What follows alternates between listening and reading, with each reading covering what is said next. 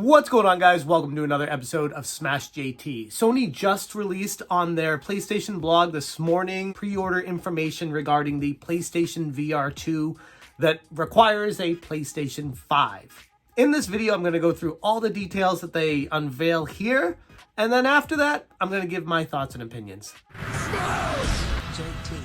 The PlayStation VR2 launches on February 22nd, 2023.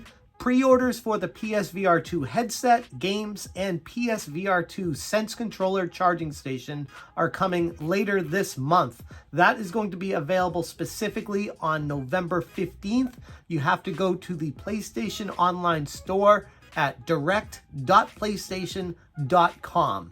Players may begin to register for pre-orders starting today, so go to that website to pre-register if you're interested, because we all know new technology sells out fast. The base PlayStation VR2 headset and controller package is going to cost $549.99 USD, and the Horizon Call of the Mountain bundle is going to run $599.99 USD. The PlayStation VR2 Sense controller charging station is going to be $50, and the initial launch phase for this is going to be available for players in the US, UK, France, Germany, Belgium, Netherlands, and Luxembourg.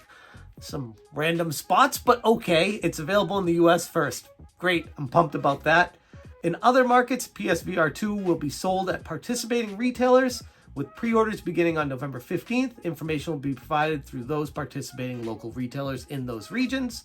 The PlayStation VR2 Sense technology includes key features that enable unique gameplay experiences such as headset feedback, eye tracking, 3D audio, and adaptive triggers and haptic feedback from the PSVR2 Sense controllers.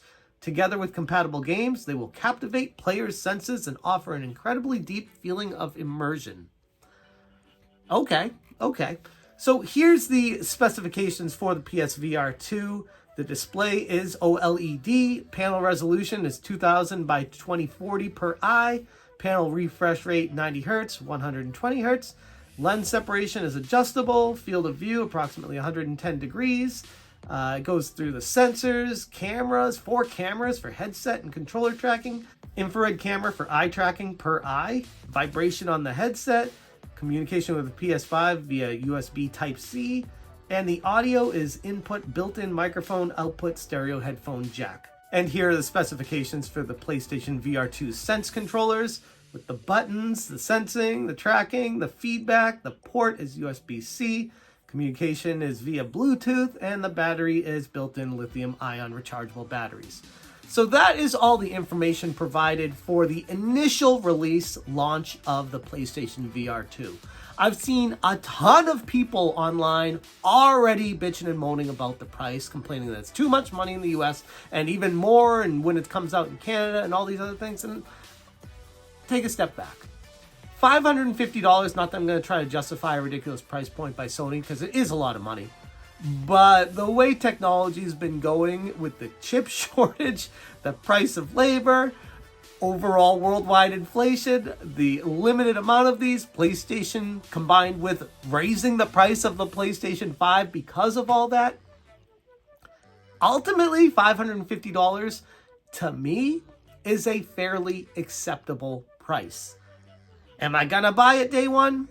I don't know. I'm undecided. I barely use my original PSVR, if ever now. But the reason why I don't is because it gave me nausea and headaches because the resolution sucked. It was terrible. I would love a fully immersive experience with better resolution and better quality, controllers that were made for it, and a reason to turn my PlayStation 5 on. I mean, for God's sakes, I've had my PS5 since launch, and I haven't turned it on in the past 6 months, at least. I've been too busy playing with my Steam Deck and my Nintendo Switch. So this would be a reason for me to actually utilize my PlayStation 5, presuming that the games coming out to the PSVR2 are actually worthwhile, which is another key question. I'm sure eventually they will be, but at launch, that's TBD. And that's a hesitation for any new technology. Like when I was buying the PlayStation 5, I was like, okay, Ratchet and Clank, that looks like a next-gen game. Not necessarily a system seller per se, but a reason for me to want to see what it's like. You know what I mean? So I don't know. $550, it's a lot of money, obviously, but is it too much? Compared to Facebook's Pro Meta, whatever they unveiled the other day, those $1,500, $1,600, it's fairly affordable. And I'd much rather have this supported by Sony than buying something from Facebook. Here's the other thing. If you already have a PlayStation 5, it's something that, yeah, okay, I could see dropping the money on it. If you don't already have a PlayStation 5, then that's when it starts to go up in price, because you got to combine it with the cost of the PlayStation 5, the PlayStation VR2, the games with it, all the other accessories you're getting, and then you're getting into the $1,500 anyways at that point, or close to it after taxes. But if you already have the PlayStation 5, this is the obvious choice if you're going to be getting a next generation headset.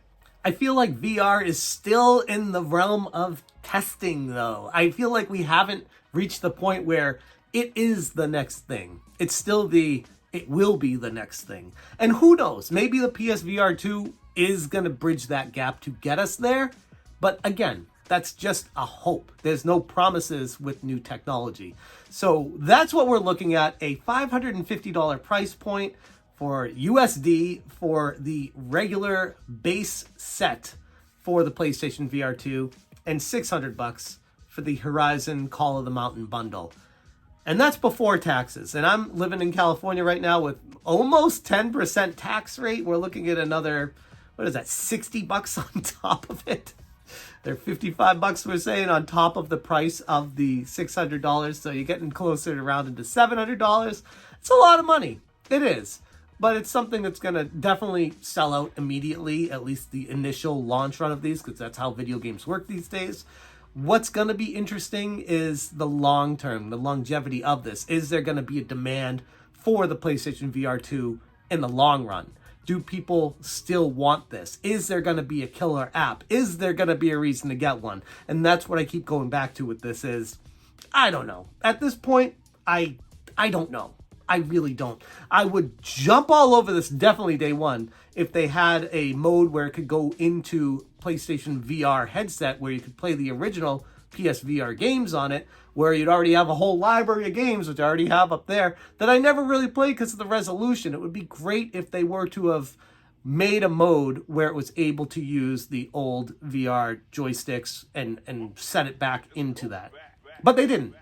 Sony said initially that was too hard, too challenging for their engineers to do. So I don't know, take them at their word for that, but ultimately this is just going to be its own thing. It's not going to be backwards compatible, at least at launch. And they said it's impossible to do, but nothing's impossible. I wouldn't be surprised if that was an update eventually to this thing. And at that point, it would make it much more interesting of a buying proposition for me.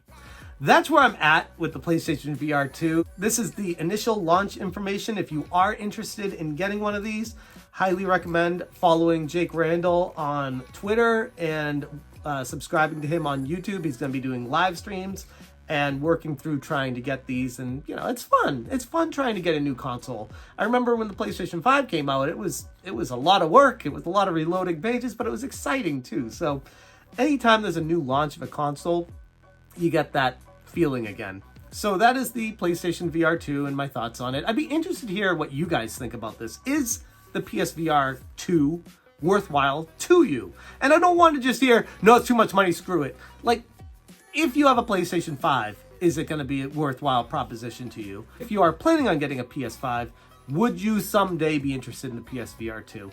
Do you feel like the price is too much money? I don't. I will say right off the bat, I feel like that's a fair price based off the specs that they're putting out there. My concern is not the price. My concern is the games, the quality of titles, the system sellers, the killer apps. Why do we need this? That's my concern. I'm going to leave it there. Thank you guys so much for watching. And as always, you stay smashing.